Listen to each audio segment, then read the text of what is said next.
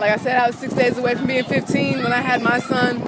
I tried the best I could, but just not having the resources and the help that actually need to be helped with, and just not being able to raise my own family the way I wanted to. Well, there's actually a lot of research that shows that abstinence-only sex ed doesn't work. It doesn't decrease teen pregnancy. It doesn't decrease STD rates.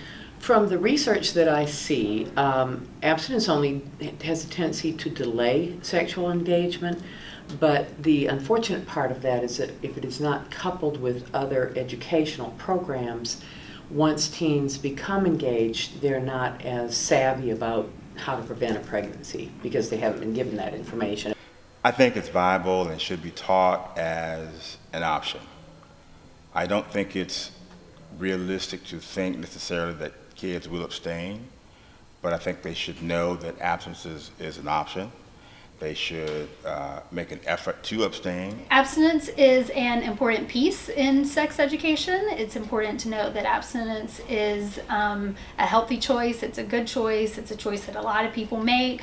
It's also important to know how someone can protect themselves if they decide not to be abstinent, if they decide to engage in some kind of sexual activity. We offer sex education classes. We also have a teen action group that is a high school student, so we train them to be peer health educators, and they go out in their schools and in their communities and tell their friends about medically accurate information. I think that it's important for young people to know what their choices are. It's difficult to ignore the fact that we have sexually active kids. I think we need to listen to teens more. I think especially schools aren't listening to teens, and when I talk with teens, I hear that this is something that's happening, and so we need information on how to do it. And I think if schools talk to teens and heard that, they might change some stuff. Parents